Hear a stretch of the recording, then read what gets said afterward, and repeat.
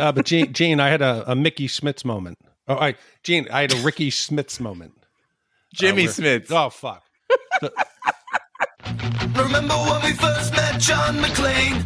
Argyle picked him up from the plane and took him down the Nakatomi Tower at the Christmas party. And the terrorists were overzealous, but it was sweet when they killed Ellis. And with a little help from Alan, John McClane kicked ass. Welcome back to Shat the Movies, the podcast where we answer the question, were the movies we loved when we were growing up really that good? Have you ever caught yourself thinking, why don't they make movies like they used to? Can you still remember spending your Friday night searching for the perfect movie rental at Blockbuster Video? Do you know what Blockbuster Video is? If you answered yes, then this is the podcast for you. I'm one of your hosts, Gene Lyons, and alongside me are my co-hosts, Ash Bangarang Darling. Hi, y'all. And Big D, Dick Ebert. Good evening. And each week we take a look back in time and decide if our favorite films still hold up. The movies we cover are chosen by you, the listeners, who generously commission the films you love. If you'd like to see all the movies we have covered, will cover, or want to choose one for yourself, please visit shatthemovies.com and have a look.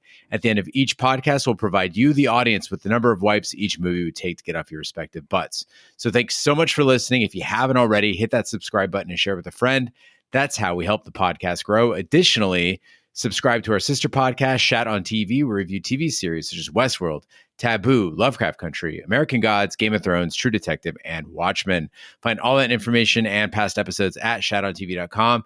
And finally, one other way you can support us is by subscribing to our Twitch stream using your Amazon Prime subscription. You can go to shatthemovies.com/Twitch and follow the directions to subscribe. We greatly appreciate it. On that Twitch stream, we play video games, host watch parties, and hold special events. All that being said, Big D, what movie are we reviewing today? Gene, sometimes there are movies that just seem to be bound to become legendary. You got a great cast. You got Steven Spielberg. You got a crew and cast with about 30 Oscars between them. What could go wrong?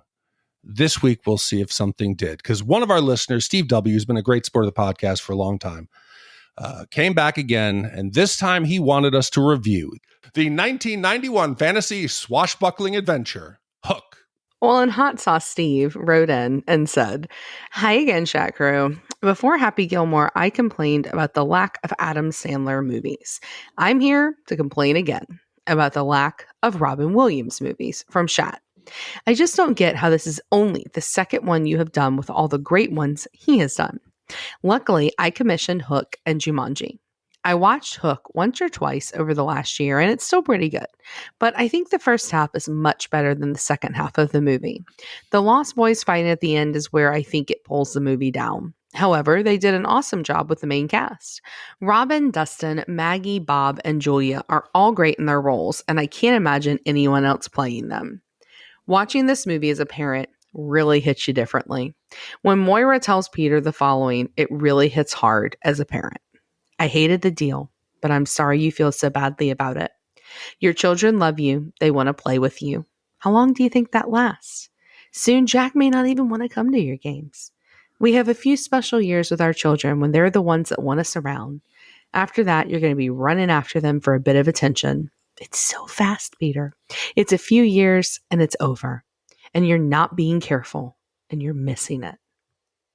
It just makes me think of how many times I put important things before my kid. Be sure to spend time with your children while they still want to spend time with you. Hope you guys enjoy the movie, and I'm looking forward to the score. If I can give my own score, it would be 1.5 wipes. Hot sauce, Steve.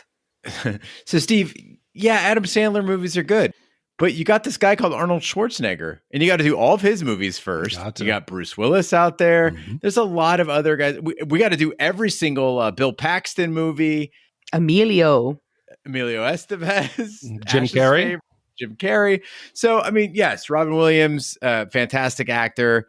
Adam Sandler, fantastic comedic actor. And he also did Uncut Gems, I guess. But there's a line. Everyone gets their turn. I also just appreciate, based off of Steve's 2 emails now, that he was, with Sandler, he was petitioning for Happy Gilmore and Click, where I would have gone like Billy Madison and Happy Gilmore. And here he's like Robin Williams, Jumanji, and Hook, where I would have been like some Dead Poet Society and some What Dreams May Come. I would have gone Fisher King. Ooh, or Awakenings. Patch Adams. That's a good one. No. I like that one. Well, Hook is a 1991 fantasy swashbuckler adventure directed by Steven Spielberg, starring Robin Williams, Dustin Hoffman, Julia Roberts, Bob Hoskins, and Maggie Smith. It acts as a sequel to J.M. Barrie's 1911 novel Peter and Wendy, focusing on an adult Peter Pan who has forgotten all about his childhood. When Captain Hook kidnaps Peter's children, he returns to Neverland to save them. Steven Spielberg began developing the film in the early 1980s with Walt Disney Pictures and Paramount Pictures, but Spielberg abandoned the project, and writer James V. Hart developed the script with director Nick Castle and TriStar Pictures before Spielberg came back and decided to direct in 1989. Hook received mixed reviews from critics who praised the performances, John Williams' musical score, and the production values, but criticized the screenplay and the tone. Although it was a commercial success, its box office take was lower than expected. Spielberg was disappointed with the film, though it was nominated in 5 categories at the 64th Academy Awards. It also spawned merchandise, including video games, action figures, and comic book adaptations. So Big D and Ash, we always ask about your memories of the movie we're covering here at Shat the Movies. Ash, we'll start with you. What are your memories of Hook? So I remember seeing this as a kid. I was a big fan of the Peter Pan kind of legend as a kid. And as I would grow older, and as we'll kind of get into tonight, I'm a huge fan of Peter and Wendy. I think it's a wonderful story. And I remember going to see this, and I saw it in theaters, and I was immediately kind of like all into things like Rufio. You know, Gene, you talked about on the Red Dawn podcast how you would drive your little big wheel down the steps at your apartment complex. We lived like literally backed into like almost like a little swampy area, and we had this little area that was kind of like a fort that all the neighborhood kids would go and play in. And I can't tell you the amount of times that we would play on that playground equipment and everybody would be screaming like bangarang, right? Like that was the big thing after this movie. And I remember growing up, I didn't really understand why it wasn't more loved, why it wasn't something that people enjoyed. And then I watched it this time, and it helped figure out kind of an adult of like where some of the holes were. And it was interesting because I don't think I've seen it since I was a kid. And so seeing it as an adult on the flip side, it's a very different movie. So I love most Disney classic animated films. I know this is not Disney, but I think Disney sets the bar high. This was Amblin Entertainment and TriStar. But I even broke into spontaneous song when I applied for the Disney College program. I did my rendition of Under the Sea and A Whole New World. So I still have that warm spot for Disney. So coming into this, I had those hopes. You remember the Disney classic. You remember the great story that it is. And you see Spielberg, you see this cast. But I just never got into it. I never saw it in the theater. I've seen bits and pieces. But before today, this is the first time I've ever seen it. And it's the last time I'll ever see it. I'm the member of the pod who probably has the least Peter Pan experience. I've never seen any version of Peter Pan. I haven't seen the Disney cartoon. I've never seen a stage adaptation. I've never read Peter and Wendy. But I did have a girlfriend who was obsessed with Peter Pan and how wild and dark the book was. She had exceptional taste in literature and got me into like a lot of great books. So Peter and Wendy has always been on my reading list, but never something that I got to. So I went into Hook knowing only about the darker side of Peter Pan and not understanding that there was this whole like whimsical side. I mean, I knew there was a cartoon, but I figured it was so far removed from the book that they wouldn't even attempt to reconcile those two worlds. So I do apologize in advance for any mistakes I'm about to make on this podcast. And I hope you guys will set me straight. Well, Big D, second star to the right and straight on till morning. Let's hit the trailer.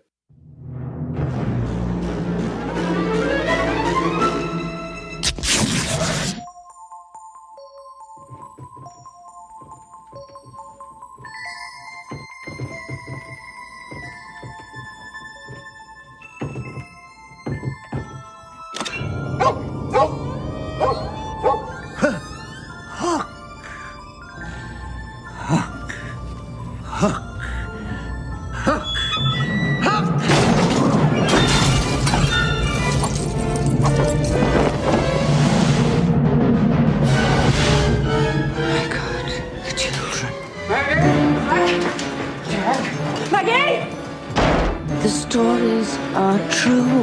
He's come back to seek his revenge. Only you can save your children. You must make yourself remember. Remember what? Peter, don't you know who you are? Have to fly. Have to fight. Have to crow. Have to save Maggie. Have to save Jack. Okay, back. Who?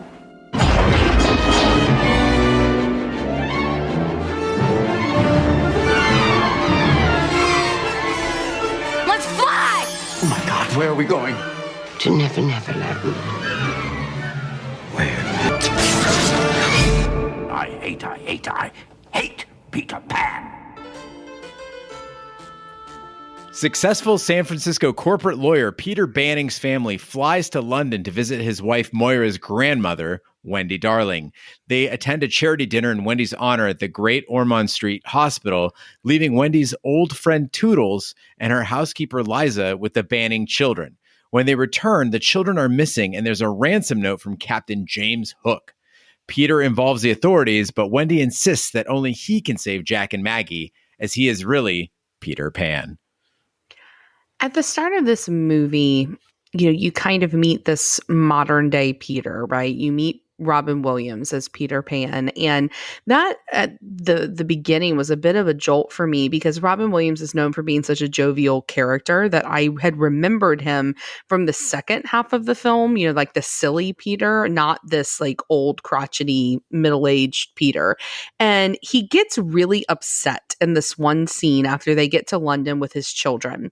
And his children are being kids. They're running around. They're making a lot of noise. They're just being annoying like kids can be. And he loses it with them. And he doesn't curse at them and he doesn't call them names, but he yells at them like, why can't you just grow up? Like get your shit together, right? And I felt so terrible in this scene because I felt like everything I felt inside of me during the entirety of the pandemic, being locked inside and working from home with my children, I felt it all in that moment. And now I am not a yeller. That is something I just don't do. I don't raise my voice. In truth, when I get angry, I get silent and like scary silent. So I didn't yell at my kids, but I get why someone would want to. And them stomping and them screaming and you're trying to deal with shit and like it's so stressful. And even this past week I had to do a Zoom interview for a position we were hiring for. Both of my children came in, rubbing shit on my face and like throwing things into the frame and insisting on saying hi. And in this moment I was like, wow, like I see you and I get you, Peter. And I hated that I related to this aspect of Peter Pan because it made me feel like a really horrible mom. Don't feel bad, Ash, because the first 20 minutes of this movie, I think, qualify as birth control. Because currently in my life, like I'm closer to wanting to be a parent than I've ever been. And watching Hook made me reconsider entirely. And I just need to know what the fuck is wrong with children. I have a dog. She has a brain of a 3-year-old human, and that's being generous.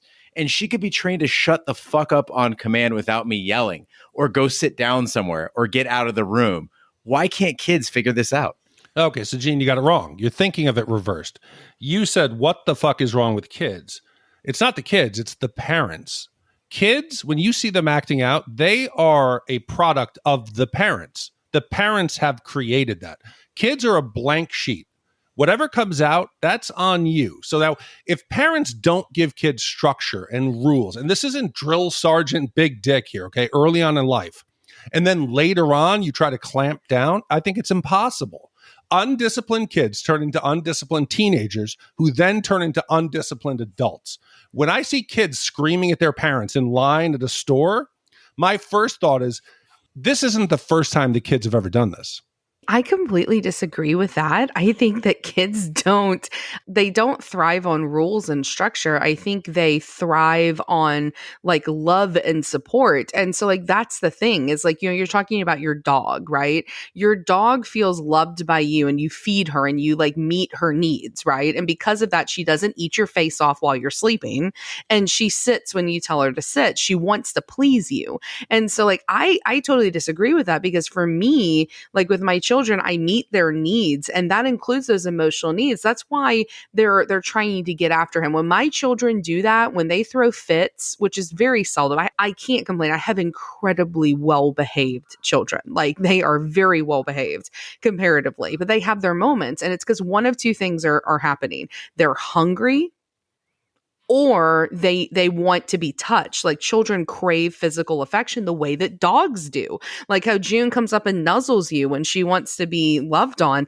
Kids do that. And if you can meet those needs, then I don't think you have to, crack down on them or anything like that. I mean, I don't think it turns them into undisciplined humans, but Okay, I want to change my word. I'm going to go away from structure and say routine. Do your kids have a set bedtime? they have a range. Okay. Do they know they just can't, slap you in the face? Yes, but I have never hit my kids. No, I've never hit her. I've never hit Emma either. Never. What I'm saying is there's parents who don't give the kids any boundaries. I'm not saying, get up in the morning, I want to see those corners on the bed made. Give me 50. That's not what I'm talking about. I'm talking about Emma knows the rules. If Emma screamed at me at a store, and she did it once, you know what we did? We said, Emma, we're not going shopping today. We got in and went home. And it's the last time she ever did it. If there's something that we're doing and she has a problem, we've almost left Disney, where I said, guess what? Day's over. She needs to know some boundaries. And I don't think I'm a dick about it, but she's a good kid, But you also have to take into a fact here now, Peter's not just a workaholic dad. He's actually choosing work over the family. It's like he hates his family. He's not rushing home to go to the ball game or to go to the play. He's in the fucking hallway of work playing grab ass with his cell phone duels with his colleagues, yakking it up, And we've seen typical 90s workaholic dads. Arnold as Howard Langston in Jingle All the Way, the guy who's busy, he's selling mattresses. Then he gets home and goes, I'm sorry, honey, I didn't mean to come home late for dinner. That's like the workaholic dad. This one, he's taking a phone call and he screams at the entire family, will everybody shut up? Why doesn't somebody just shoot me in the head? He might actually hate his family. Well, and I'm so glad that you noticed this, Big D, because this brings us to theme number 1 of this film, which is that I personally believe that Hook is a movie that is dedicated to the horrors of domestic life, like the horrors of being domesticated. And I mean truly traditionally domesticated. So being married, having the 2.5 children, having the house with the car payment, that kind of domesticated life that in the Western world, specifically America, we say is like the ultimate thing to do, right? Peter hates that. He is not into it at all. He's not into this idea of having children and raising children and having to balance that with everything else in the many spheres of his life. And that's pretty heavy-handed, I feel like, in the first half of this film, is us realizing that, he doesn't want his children to die. He doesn't want Captain Hook to kill him, but does he really want to save them? But it might not be a little bit easier if they didn't come home from Neverland. And they could have made that horror of domestic life hit home or at least be more entertaining, right? So there's one of two ways this could have gone. You could have gone like the Scrooge route, where push him to the extreme where he's entertaining, like he's deliciously devilish as corporate lawyer Peter, right? In a kind of a Jim Carrey sort of way. Or you make him just a normal guy. I don't know why the 80s and 90s had to have this trend of the redemption tale starting with the protagonist being the opposite of what he was when he was younger. It's always like, Peter Pan grew up to be a boring lawyer who's obsessed with work and grouchy with his kids. He's uber cautious and no fun. The opposite of the young Peter Pan. Wait, he hates to fly. He's afraid to fly. Oh, and he hates to fly. Thank you for the reminder. I'd argue the story works better if Peter's like, I don't know, a marketing manager who's okay around kids and normal and just, I don't know, doesn't know he's Peter Pan. Yeah. Yeah. And I think that this is a real fuck up on the part of Spielberg, because nothing frustrates me more than when you've got amazing source material and you fuck it up. Like, you don't use it for good. We'll get into a little bit of this a couple of weeks from now on Interview with the Vampire, I'm sure, because that's another big source material moment, right? But here you've got this amazing story in Peter and Wendy. And for those of you who haven't read it, Big D, you mentioned the Disney version, and Disney sanitizes all good stories. Like the French version of The Little Mermaid is so much better when she dissolves into foam at the end, right? right? It's the same thing with the origins of Peter Pan. Like they're very, very dark. And the subtitle for the story is actually The Boy Who Wouldn't Grow Up. Not who couldn't, not who didn't, but who wouldn't grow up. And so it is the story of this kid who is caught between two worlds. He's caught between this idea of being a child and hitting that puberty moment. And does he hit puberty and go through it and become an adult and accept the responsibilities with it or not? And so he creates this place. He goes to this place of Neverland, and it's very nefarious because he's a true Pan character. He encourages all these children to come along with him and choose to like exist in this sort of arrested development. And what happens at the end of the story is that the opening line of the entire novel is all children except one grow up. And the ending of it is that he chooses to do it. And so it's this idea that there's tragedy in the alternative, right? There's tragedy in the alternative to being young, and there's tragedy in the alternative to being old. Like either way, you're fucked. And so you've got this really interesting juxtaposition between these two impossible like options for him that truly are polar opposites, that if they would have just explored more, I think this would have been a much more dynamic film than it turns out to be. And the fact that it wasn't Disney means they had the free license to do that. They could have deviated in ways and not made it a sanitized, Disneytized version. They were almost like, and I know people are going to scoff at this because it's Spielberg, almost limited by the constraints of their own imagination. Oh, absolutely. And here we do get one positive thing, though, which is Wendy. And Wendy is played in this movie by two different actresses, but for the majority of the movie, she's played by Maggie Smith. And guys, I got so confused because it's 1991 and Maggie Smith turns around and she's fucking old. Or at least she looks it. She looks as old in 1991 as she does in Downton Abbey. And this movie came out before I was 10. And I'm grown up now. I am not in Neverland. I am 38 now.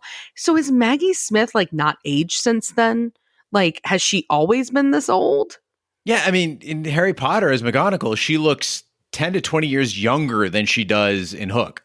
Yeah, she looks terrible, but her acting is incredible. And I don't know about you guys, but for me, Maggie Smith, anything she's in is automatically elevated because she's this amazing powerhouse of an actor. And what she does is it's not even the way she speaks lines, it's her facial expressions. Like you can't help but watch her because she like earns an Oscar with every glance that she makes toward the other actors in the scene. And she was my favorite part of most of this movie. She's so good that it almost hurts the other performances, though. Like that scene where she's in her dress and they've got like the little tents set up in the bedroom. It was a stage unto itself. I wanted to stay in that moment for the rest of the movie.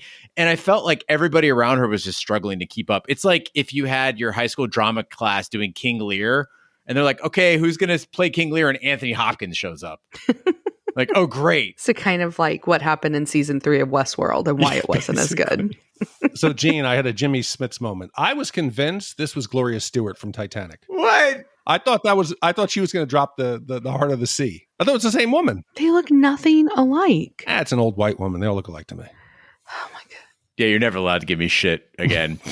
Well, Peter refuses to believe Moira until he encounters Tinkerbell, who brings him to Neverland with pixie dust. She drops Peter into Hook's pirate haven, where he sees his children on display. Surprised to see how weak Peter has become, Captain Hook challenges him to fly and rescue his children, preparing to execute him when he fails. Tinkerbell persuades Hook to release Peter instead, promising to bring him back for a climactic battle in 3 days. Peter is then taken to the Lost Boys, now led by Rufio. The boys mock Peter at first sight, but eventually recognize and train him, encouraging him to use his imagination to restore some of his abilities. One thing Hot Sauce Steve and I have in common is that we both do really like Robin Williams. And I do think he does the most that he can with this script and with the physical comedy. I think anyone lesser than Robin Williams, this would have been an impossible movie to watch from like the get-go.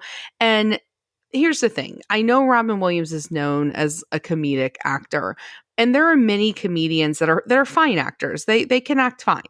but few were like Robin Williams. He could go from this absolute hilarity of a scene where it's so stupid because he's being put in a big slingshot and we're all supposed to laugh at it, to like all of a sudden he's trying desperately to reach his kids and fails, and there's this look of like defeat and shame on his face that's really powerful. And I think that Williams was really one of a kind. The only person that I can think of like modern day, and I know this is going to be probably really unpopular, that I think is as good as him, both comedy and drama, is somebody like Bill Hader. Because if you've not watched Barry, like you have no idea that man can fucking act, right? Like, and I think he's hilarious. He was great as Stefan. He's great as a comedic actor, but the Skeleton Twins and Barry, the dude is fucking amazing. He's like Williams in that way. But other than him, I really don't know if there's another guy that's a comedy and drama person that, you know, really does well in both worlds like Williams did. I don't disagree that Robin Williams is a good actor, but other than the Birdcage, and this might be an unpopular opinion, but I don't think he's very funny. Like, I find it more annoying than anything. Like, Good Morning Vietnam, like, get the fuck out of here. Dead Poet Society, that was okay. But again, that's when he's not playing a truly comedic role. I don't think he's particularly funny. I think he's a decent actor. I agree with Ash. I think it's the versatility that he brings. There's roles that he's done that are across the spectrum, and I think he's believable in all of them. And he has this earnestness to him. His characters are always flawed. They face a difficulty. There's a challenge in their life. They're not the perfect, character. There's something in their life that bothers them. And I think in his own personal life, he faced challenges that he then brought to all of his characters. They're very human. So even though he's not, like you said, Gene, he's not the funniest, but I don't think any of his roles he's supposed to stand alone on his comedic value. There's a human nature to him, is why so many people love him even to this day. But, you know, Maggie Smith and Robin Williams at least got real characters to play with. The people who really had the hardest job in this movie were the Lost Boys. They're being asked, like, be silly, make believe, pretend to enjoy food that isn't there. And I hate this stretch of the movie where the Lost Boys are supposed to be frolicking, because I don't know if you guys have ever been in like a short film or been, I mean, Big D, I know you were in a movie once, but when you got to do take after take after take, especially with something as complex as Hook, with so many things happening on screen, you know that they had to do take after take. Manufacturing that joy, manufacturing that silliness, especially when you're an actor who is getting paid, has got to be incredibly frustrating. And all these children, to me, under those smiles, just looked miserable. No, I don't think it's just the Lost Boys. Now, you understand most of these Lost Boys, this is their first acting role, so they probably didn't know what was going on. But the entire cast, they seem to be faking enthusiasm. I can imagine all of these actors getting a call. Steven Spielberg wants you to do this. Hell, I'm in. Dustin Hoffman, yes. Robin Williams, yes. Julia Roberts, David Crosby, Phil Collins, Gwyneth Paltrow, Glenn Close, Bob Hoskins. There's at least 30 Oscars between the entire cast and crew. You know, and they must have been waiting. I'm going to wait. I have to have faith that Spielberg magic's going to come out. It's going to appear. But I got this vibe that behind those eyes, with the exception of Hoffman, they were all thinking, is this going to work in post-production? Phil Collins did the music for Tarzan. I don't think he was going to turn his nose up at this. I think he looked very happy to be there. And Dustin Hoffman, I mean, he sunk his teeth into this motherfucker. Yeah. Captain Hook might be the greatest movie pirate we've ever seen. People always talk about Captain Jack Sparrow, but Hook, I mean, I want this guy as like my preschool teacher. Dustin Hoffman is an absolute delight in every single scene of this movie. There's a scene where he's teaching the kids lesson 1, why parents hate their children. And I was on board. I want to quit my job, dress like Captain Hook, open a pirate themed preschool. It reminded me a lot of like David Bowie in Labyrinth, where the bad guys are just so much cooler and more fun for the kids. I felt like the pirates are way fucking cooler than the Lost Boys. Yeah, I don't disagree. And it's those costuming choices, much like in Labyrinth, like the Cod's piece, right? Like that makes that whole character. Here, the costuming, that set of teeth that he has and the accent that it gives him because of the way his mouth has to move, and he has like that kind of small speech impediment because of that big thing in his mouth. Like, it was incredible. I thought he was just absolutely delightful. And that was the most, and I know we keep saying Disney, and Spielberg's not Disney, but they have the same, like, they make you feel something like way down deep inside. And that was the most like childlike I felt the whole film like got to that part where it was like very, ethereal in a way and made you feel kind of good in your wigglies or whatever. I mean, I liked it. I also had a problem with the visuals of the film. I felt like every set was just overdone. It was just like they vomited visuals onto the screen. Okay, let's put some knickknacks there, some characters over there, some details over there. There's so much going on visually. It is so busy. I felt like I was in a hoarder's house. I'm trying to focus on the actors, but all the details get lost because there's just so much there. And all I could think about was George Lucas. When the technology finally caught up and he did the prequels, he went back and did the original trilogy, and he couldn't help himself. Oh, let's throw in some banthas. Let's throw in the new Death Star explosion. Let's throw in the Millennium Falcon.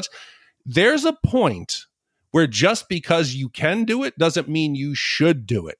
He did not know when to stop, and there's a point where less is more, and he clearly went beyond that.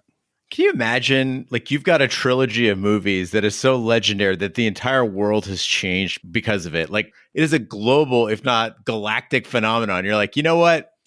I want to tweak a couple things right here with some CGI. But with Hook, I appreciated that they made an effort to make Neverland look like Neverland could, because if you go minimalist and you just, paint a backdrop or something, then Roger's going to get on your case and add a wipe to the movie. You can't have another Princess Bride. Very true. Meanwhile, Mr. Smee suggests to Hook that they manipulate Peter's children into favoring Hook over their father. Jack is swayed due to his father's repeated broken promises.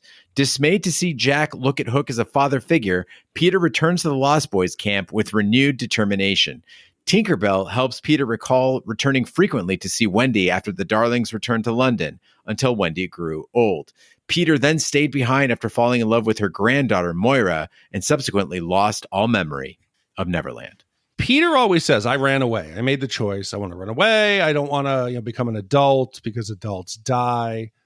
How exactly did Peter in this film run away? He's an infant. He's in a baby carriage. He's so little. We get to see basically the carriage. A big gust of wind comes. It blows away from what I presume is a loving mother. She's discussing his future and how they're going to care for him, and he's going to have the best in life. He then spills out onto the floor, presumably nearby, because I don't think the wind blew him 4 miles away, right? So Tinkerbell now comes upon this infant laying in the rain in a nice upscale carriage. What does she do? She abducts him. She picks him up and takes him away. Did she look for the mom? No. So are all the Lost Boys just abducted children by Tinkerbell? I mean, we don't really know. No, I'm just saying, but with what we saw on screen, did she just pick him up? I always thought that Peter was like maybe 8, 9, 10 and made the conscious decision. This infant child isn't hearing the conversation and saying, I don't want to grow old. I want to be rescued by a pixie. I think that the problem here is that the movie's trying to like give you a backstory that Barry like never really intended for you to have, right? So like there's a lot of interpretation about whether or not Peter's actually dead and whether or not the Lost Boys are dead and that Neverland is like a purgatory or like an afterlife, right? And that's why that movie Finding Neverland, which is the only good adaptation of anything to do with this world that I will watch. And that's why it's so beautiful, because he writes it while, Peter, his inspiration's mother, is dying, right? Like it's this beautiful idea that Neverland is a place that she can go, where she will always be living, where she'll be young forever. And so I don't know. I mean, here I thought this was ridiculous because like, how did he run away? Like, did he wiggle his body? Like, did he kind of like worm his way a little bit, and scoot his booty? And that's how the carriage started moving. It was stupid. I just picture that poor mother being like, where's my baby? Where's my baby? And then the fairies flying away with it. Yeah, and I think that what's interesting here is that Spielberg makes some fun choices. Like, hi, Gwyneth Paltrow as a young Wendy. Was anybody else like completely shocked when she sits up and is like, hey, that's fucking Gwyneth Paltrow playing Maggie Smith as a young kid? I'm just always confused when like a director like Spielberg has access to any cast he wants and he's like, I'm going to make one actress 2 different characters and then doesn't expect us to draw some conclusions from that, right? Right. So I'm like, okay, so young Moira and also Peter's mom are played by the same actress. So we're meant to see a connection, but I don't think we're meant to see a connection. I think Gwyneth Paltrow was just like, well, can I do anything else while I'm here? He's like, yeah, I'm going to be the mom, I guess. Why don't you also play this character? Well, and I think that there's a problem though with this. I mean, it's kind of twofold. Like one, like there's so much exposition that they're trying to cram into this movie that it feels so muddled because they're trying to tell you the whole story of Peter and Wendy. They're trying to tell you this whole in between that happened as Peter's grown up, and then they're trying to set the scene for what's happening now. And it's just so messy. There's this whole edible piece to Peter and Wendy that's really dark, which is this. So if you've not seen like the play version, Wendy's father also plays Captain Hook traditionally, like it's the same actor. And there's a crossover there. It's very much like a Wizard of Oz thing where like the characters in Dorothy's life, you know, are the Tin Man and the Cowardly Lion, yada, yada, yada. And so you've got that here, and you've got this piece where he loves Wendy, but he wants Wendy to be his mom, but he wants to kind of get it on with her too. Yeah. And they remove that in the Disney version, but you know, that's interesting. And they explore none of that here, and they make him marry her granddaughter. Like, ugh, it makes no sense. Yeah, we're trying to have a frolicking, swashbuckling good time in this movie, and then they decide to throw in falling in love with your love's granddaughter. That is awkward as fuck and slightly distracting. Then you add in the weird shit with Tinkerbell. By the way, I think Julia Roberts added nothing to this fucking movie. She was like trying to be like a sexy Jar Jar or something. They should edit her out completely. And I want to know what the fuck happened to the rest of Wendy's family now. Like, it's just a whole line of thread that they didn't need to unravel. There's a weird ass relationship there, but Peter, this is a repeating theme with him. He's promiscuous. He's a bit of a thirsty character. A pan? Oh, yes, he is a pan. So he's going to Wendy year after year. I'm presuming it's for a booty call. Hey, let's go fly. I think let's go fly is a code for like Superman, where we're going to go. I'm going to carry you up there. We're going to go somewhere and we're going to become intimate. You know, so but as she gets old, that's when he finally kind of pushes away. Now, does he give it time to this woman he's been in a relationship with all these years? No. He immediately transitions to Moira, who's sleeping. She's a young child right in front of Wendy. He kisses her on the mouth. I'm like, oh, shit, this is going somewhere weird. So now Peter seems to be all about this. It's not a one-off. Besides Wendy and Moira, Peter kisses 3 mermaids and seems to like it. He kisses Tinkerbell, who used her only wish on him because she wanted to get with Peter.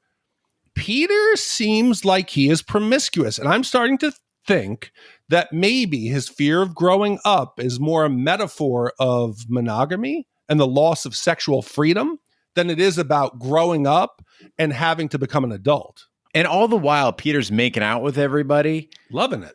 His son and daughter are being held captive by pirates. What's he doing? He's eating imaginary food and having food fights and throwing insults at young boys. Like, I'm disturbed by his level of resignation in this entire situation. Like, Big D, I understand you don't believe in magic. You can't fly. If I drop you on a ship full of pirates and your daughter is being held captive, are you going to, I don't know, try to find a gun maybe and get your kids back?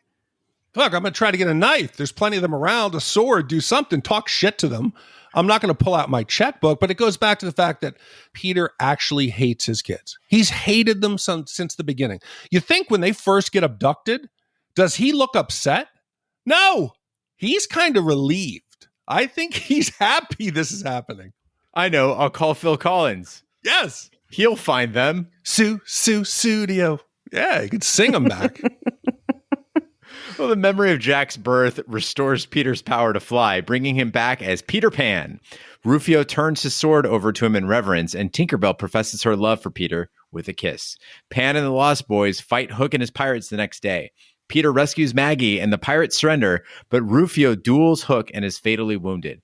With his dying breath, Rufio tells Peter he wishes he had a father like him. The onlooking Jack comes to his senses about his father, and they reconcile. When Rufio appears and bends the knee, I think the movie finds a sweet spot. There is some substance there where they get what they're trying to put across on the screen. There's a reverence, there's a tension, there's an illustration of the changes in both characters, Rufio and Peter Pan, as a result of their collision with each other. Rufio like shows his leadership in returning the sword to the true leader of the Lost Boys, like he's not being a petulant, pouty child. And Peter, instead of maturing, actually shows a regression back to the Pan. So what you would expect from an adult here is, somebody offers you the sword and you say, oh, you're gracious about it. No, you keep it. You're the leader of the Lost Boys now. Or you take it and you thank him for taking care of it from all this time. Peter doesn't do that. He takes the sword, he draws a line in the sand, and he fucking crows, because that's what Peter Pan would do. And Rufio gets it because he's a lost boy and they're wild, and that's the way they do things. This part actually worked for me.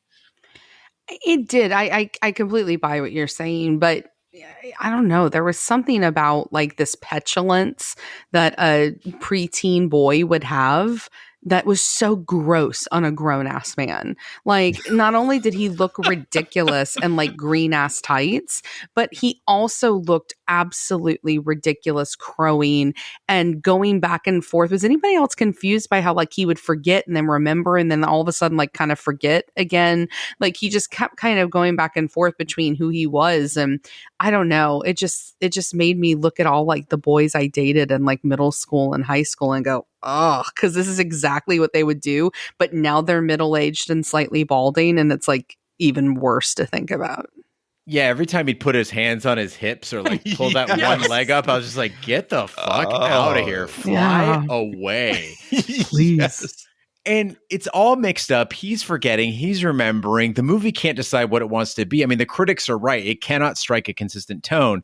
I mean, Peter is straight up killing pirates on the ship. He is stabbing people in the stomach. And in Peter and Wendy, the book, I mean, motherfucker, he just kills for fun. He goes out on pirate hunts. He's just like, hey, good time. Let's go kill some pirates. But in the movie, the tone is so confusing. Peter and Rufio are straight up gut stabbing dudes, but the Lost Boys show up and I'm like, okay, they're going to start killing people? No, they're shooting eggs. They're thud balling pirates. What the fuck is going on here? Yeah. So I almost made the mistake of letting Emma watch this with me. I was like, oh, it's Hook. It's going to be cute. We're going to do it. Thank God I did not. Hook straight up shoots and kills one of the members of his crew. He then has a scene where he puts the gun to his own head and he talks about suicide, saying, death is the only real adventure left. I'm like, oh, I thought this was a kid's movie. I could picture all the parents in the theater on the way home. And the kids are like, Daddy, what's suicide? Do you hate life? Do you hate me too, Daddy? And then the movie does a weird thing. They immediately like shift gears from a serious moment where somebody gets stabbed through the heart, right? Rufio gets killed. The next scene is them balling up the fat lost boy, Thud Butt, and using him as a gravity weapon and rolling him down the hill. And then we're going to get slapstick slime shooting and tomatoes in the face. How do you put these two together? And can we just talk about how the worst special effects was Thud Butt? Oh, like it looked ridiculous whenever he would ball himself up. Okay, what's worse, Thud Butt thud balling or Harrison Ford diving out of the drain pipe in The Fugitive? Oh, it's Thud Butt. You actually had a little fat kid rolled up into a prosthetic and rolled him down the fucking gangplank. Harrison Ford just probably watched from the side. Wait, you think the kid was actually in there? No. I don't know. No, that's why it looked ridiculous. It was flat on one side. Like I'm going to go back and rewatch that. It's not. There's no child in there. I guarantee you. Okay. No, it's flat on one side. Well, I know when he throws his legs over his shoulder, that was fake. It kind of clunks. It seemed like there was a scene there. Maybe there's an in-between. Him throwing like the little fake legs over his shoulder, then a medium shot of him in the ball, and then the rolling one. If you played in slow motion, it's actually Athena from Robot Jox. I'm going to check. It's the 6'3" stuntman from Robot Jox. But I don't know. You're talking about tonality here. And I know that we're going to get some eye rolls out there. Because like we got that review that's like, we're so sick of hearing how you're goth. And, I get that, right? But here's the deal. Like, if you're going to study anything about existentialism, like Peter and Wendy is an existentialist text. It just is. And it's this really interesting commentary that exists about this in between, like this impossible decision to make because you can't avoid dying. but you also can't really control your life while you're waiting to die. And so if you have no control over anything and you have no agency, then is life really worth living? Does it mean anything? And hashtag nihilism, right? Like that speaks deeply to my soul. And there's these themes that exist with Peter where he alienates himself in a world that doesn't exist, in a delusion of his own making, to avoid having to deal with that existential crisis. And you've got a guy here who is middle-aged. He's halfway to death, if not sooner, because he works so much. And you've got him, instead of like really exploring that and accepting the fact that he's going to go back and die, you get this cheesy ass line of, well, to die would be a great adventure. And like, that's the moment that the movie completely lost me, because it is not about an adventure for Peter. And then he backs it up at the end. Like, living is a great adventure. Like, no, fuck you. Peter Pan doesn't want to live and Peter Pan doesn't want to die. The adventure is saying a big middle finger up to what I have to do, so I exist in a world of my own making. And if you take him out of that world, he truly is dead, because he's just a ticking time bomb, like the crocodile. Hello, metaphor. It's a ticking time bomb leading to his own death, to the end of his own existence. And so Peter, in essence, has chosen, he loves his children so much, he's chosen to enter a world that he knows is a death sentence, and is a death sentence for them as well, because he wants them to have a chance to make that choice for themselves. That's a movie I'd watch. This, ugh. Wow. That was passionate. Was that too much? I'm sorry. No, that's good. No, that was quite passionate. That was, whew. You know, Ash, I'm 41, and if I went back to my original apartment building where I grew up, where I played Army and militia as a kid after watching Red Dawn, if I went and sat on those railings, or went down in that pool area, or went to the playground where my cousins and I would play, I would be emotionally overwhelmed. It would be just a moment where I have to sit and catch my breath and think about all the years that have passed and who I've become and what time means and what happened to those relationships. And that's an apartment complex that's like 10 miles from my house. Peter Pan has gone back to Neverland as an adult, remembered that he's Peter Pan. And this is what we get. A couple cheesy lines flying around. It's an embarrassment. Well, and I mean, I think the biggest like indictment on the whole thing is that his happy place memory is his son being born. Like, no, Peter Pan doesn't want life. He like doesn't believe in like the convention of living life, because life means nothing. And so him finding his happy place and his son being born and being given a life that is a death sentence, that goes against everything Peter Pan stands for. And I want to point out that people might react to this by saying something like, well, they made Captain Marvel a woman. Right? Or what about when they make characters black, like that are traditionally white in comic books or novels or whatever? Like when they did that film adaptation of Wuthering Heights. The difference here is that those factors are not critical to the character. You are changing the essence of the character himself. And if you're going to do that, it's got to be better than the original story, not worse. Yeah, when you got it here with Rufio. So Rufio dies. He sacrifices himself and he dies really quickly. Heroically. So first of all, I'd forgotten Rufio died. And then when he does, Peter does what Peter Pan would do. He walks away and just acts like it didn't happen, because somebody dying is not a big deal, because it doesn't matter. We're all dead, right? And so if he walks away from that, I'm fine. But then Hook threatens him and he's like, you killed Rufio. He was our leader. And he's all indignant at that point. And so, okay, cool. Then give us some funeral scene with like Rufio on a pyre somewhere being, burned with like fake food around him. Like, I could buy that, but that doesn't happen either. They just sit in this in between where it's like Rufio's death means nothing, which it should, but then they try to make it mean something so it doesn't. And I don't know, y'all, that just bothered me the rest of the movie. Justice for Rufio. Yeah, in this case, Peter Pan, he's the ex-boyfriend. He's the dad that walked out on the family. Rufio comes in as like good dad. He's taking care of everybody. He's giving him some leadership, takes the mantle. He dies and nobody gives a shit. And what do? They saddle him with his final line, I wish I had a dad. A complete disservice to the character. And the worst line in the movie, followed as a close second by Hook's, I want my mommy. I mean, talk about just character assassination here. No, they don't even mention his name. When Peter is choosing who will get the sword and who will be the next leader, they don't even mention him. He's forgotten.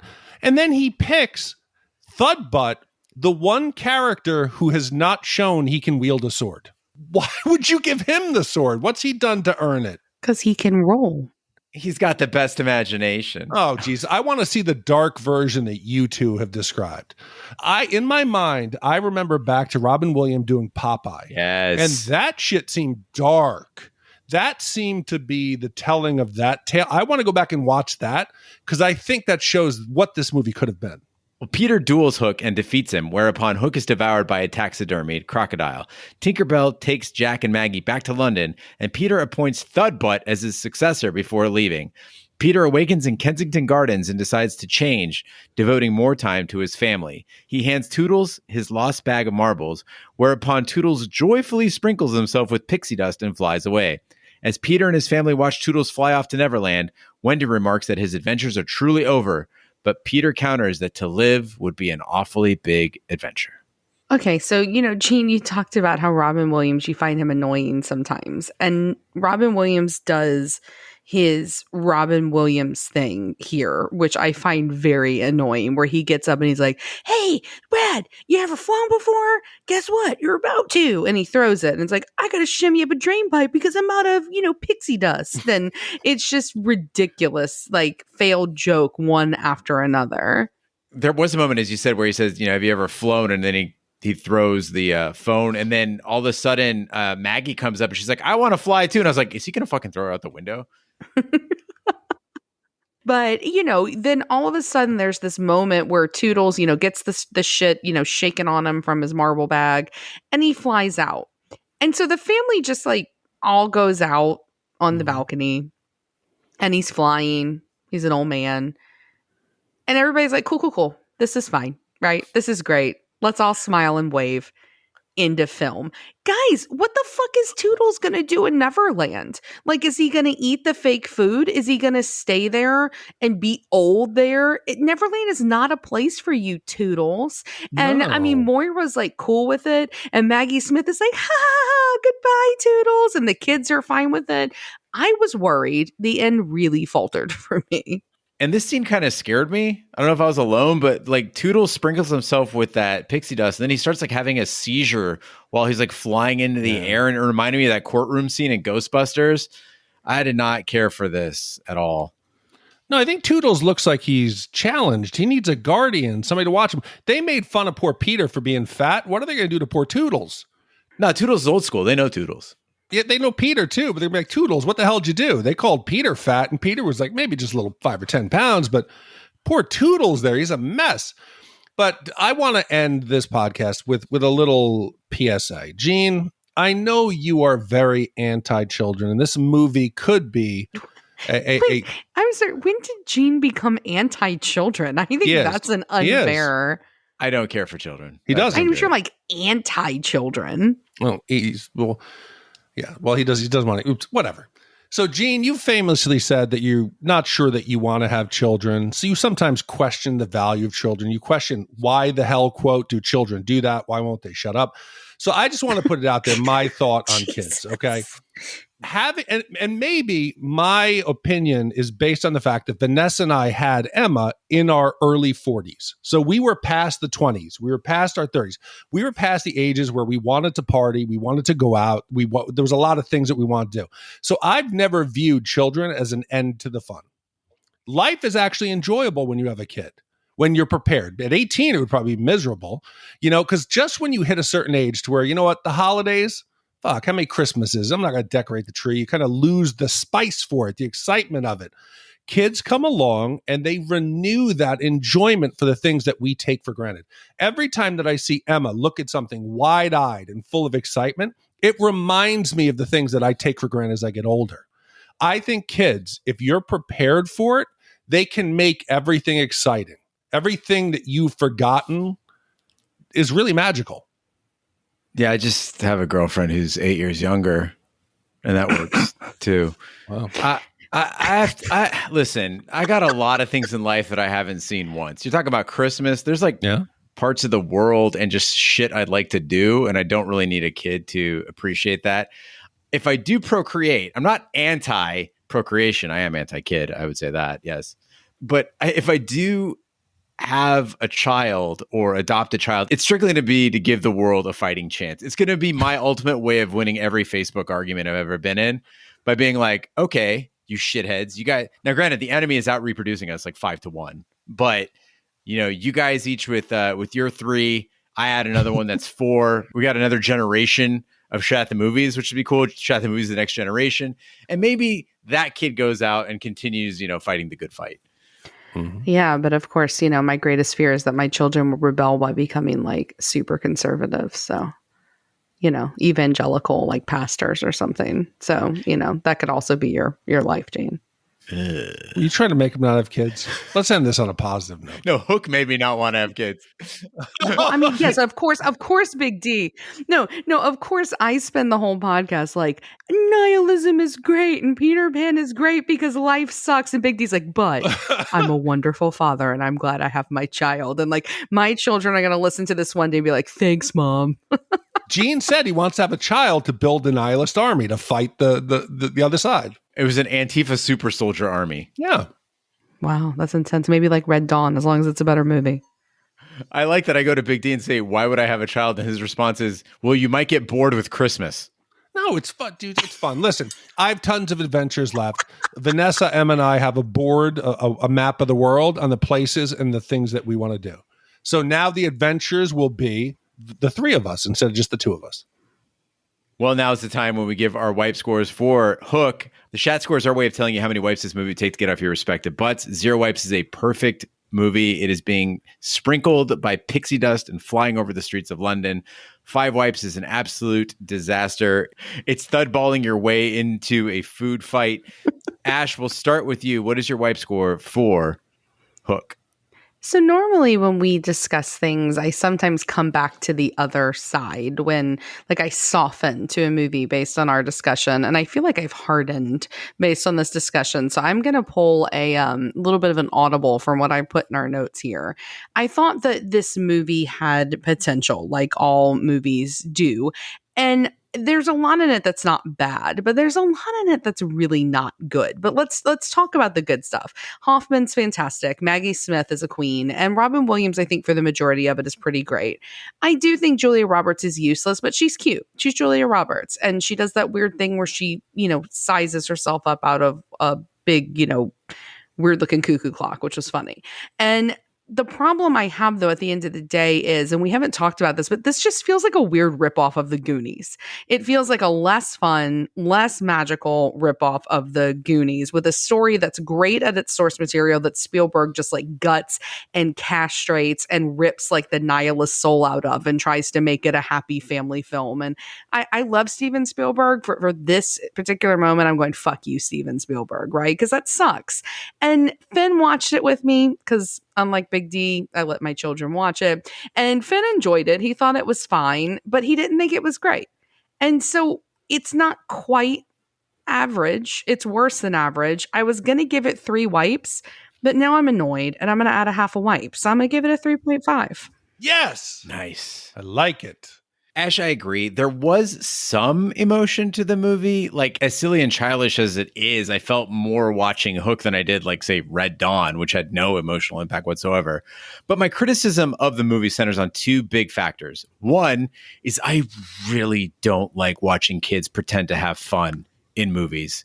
I've talked on the podcast before about why they went to pain in porn, like why making people uncomfortable became the thing because it's easier to sell than people having a good time. Like you could tell when somebody's doing porn and they act like they're having fun or enjoying themselves. They're really not. I think it's the same thing with kids. The hardest thing to show on screen is having a good time. And these kids looked miserable. And 2, this movie can't decide what it wants to be or who its audience is. And that's something that professional critics notice. It's not just us. In the positive column, Dustin Hoffman and Maggie Smith are incredible, but the rest of these people, including Robin Williams, can get out of my life. So for me, it's 3 3/4 wipes. So for me, I think I'm right along with you guys. I think the movie was trying to convey the obvious message it's more important, your family. Don't be just so consumed with work. And the problem is it's so Steven Spielberg, sappy, like sugary sweet. I feel like just somebody has forced a whole bag of candy down my throat. None of it is natural. None of the emotional messages come of force organically. Everything is just forced down your throat. There's a scene where Maggie is singing and all the pirates are just looking. And I'm like, oh my God, nothing's genuine. It was a complete waste of potential. The cast, the crew, they're attempting to teach us that obvious message. It was just completely lost in the mess of this film. This is a 3.25 wipe. And I would love to see the dark version you guys described, because I think that would be more true to the source material. All right, that's 3.25 wipes from Big D, 3.75 wipes from me, and 3.5 wipes from Ash. That gives us an average wipe score of 3.5 wipes for Hook. Please, God, tell me it's not tied with Blade Runner. Fucking Fifth Element. No, so it's tied. It's 3.5 is the average. Oh, damn. I thought it was tied with Dirty Work. I was almost excited there. Okay. It's worse than Dirty Work, so that's a good thing. With 3.5 wipes, that now ties this in the 182 spot with Dune, A Nightmare on Elm Street, Kindergarten Cop, Iron Eagle, Repo Man, and Valley Girl. Okay, this is as bad as Iron Eagle, but my God, Kindergarten Cop is so much more enjoyable than this. Dune... I mean, listen, Dune was terrible as well. Yeah. I don't remember why we hated. I thought you were going to say Blade Runner, and I almost I was like, oh God, they're going to cancel the podcast. No, but this one, it's a pretty sad waste of potential. All right, Steve. Well, I hope we did this movie justice. I hope you don't want a refund for Jumanji. Big D, what do we have coming up next week? So Gene, next week, traveling workman George reflects on the time he spent traveling with Lenny, a huge childlike man. The two men drift through California during the Great Depression looking for work. After they find jobs on a ranch, Lenny develops an infatuation with the owner's daughter-in-law. However, when George and Lenny are handed an opportunity to own part of the ranch, Lenny's fascination with the beautiful woman threatens to destroy their dreams. Commissioned by Adam and Josh R., and this was released in October of 92. I have read the book, not seen the film, but this will be should be a good review. I've seen the play, not read the book or seen the film. Ash, please tell me you've seen the film and not read the book or seen the play, and we would have all three angles of advice in that cover. I have not seen the film, but I have read the book and seen the play. Well, so it's our first time, all three of us, seeing the movie? Yeah, I've never seen the movie. I've never seen the movie. Yeah, we're about to get cultured. It's very exciting. I just think it's to be funny because is it Gary Sinise? It's John Malkovich. They try to make him look like a giant childlike man. They do like some kind of post-production or boots or something. Because they Gandalfed his ass. Anyway, thanks Adam and Josh for yet a whole set of mega commissioners on this pod. Adam, Josh, and Steve. Thanks so much for all you do for the podcast. Thank you to all the commissioners who make this podcast possible. That concludes this week's episode of Shat the Movies. Be sure to follow us on social media and share with a friend. We're on Facebook, Twitter, Snapchat, and Instagram at Shat the Movies. You can email us, host@shatthemovies.com, or call us at 914-719-SHAT and leave a voicemail. Someone new call us. Someone we haven't heard from. Maybe a lady. Do it now. Maybe a child.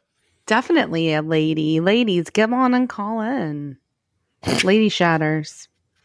Large man-like children. Would they be called she-shatters? Like a she-shed? Sheeters. Okay, I am not going to be called a sheeter or a she-shatter. Those are all horrible names. I like Lady Shat. Somebody called me that. Don't you remember on Westworld, somebody called me that in an email, the Lady of Shat. And I was like, I will take that because it's a lot better than a sheeter. Fucking sheeter.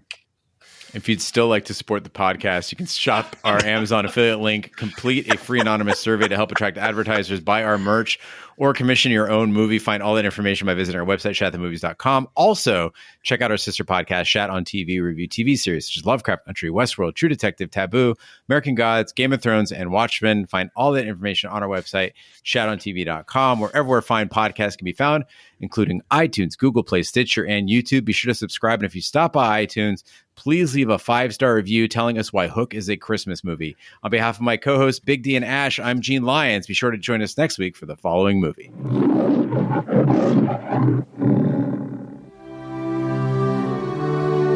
Tell me like he done before about them other guys and about us. Guys like us, they don't got nobody in the world gives a hoot and hell about it. But not us, Stuart. Tell about us now. Because I got you. And I got you. I spend all my time telling you things and you forget them. I remember about the rabbits. If I get in any trouble, I don't get to tend them rabbits.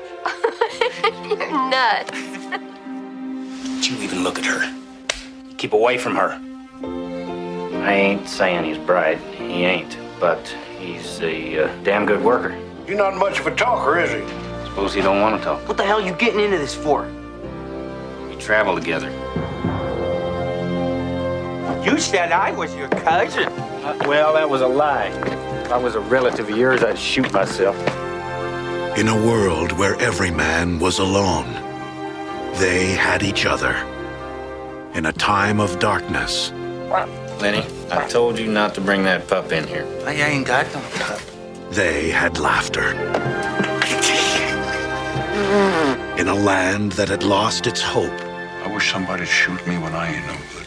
But they won't do that. They'll can me. they had a dream. We gonna live off the fat of the land and have rabbits. Then you could feed them alfalfa. You damn right. Written for the screen by Academy Award winner Horton Foote, from one of America's greatest novels. What the hell you laughing about? You! Get him, Lenny! John Malkovich, Gary Sinise,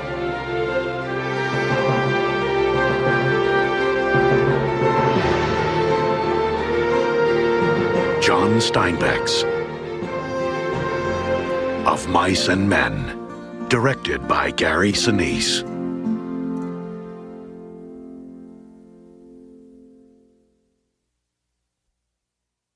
The 1991, you fucking got me now.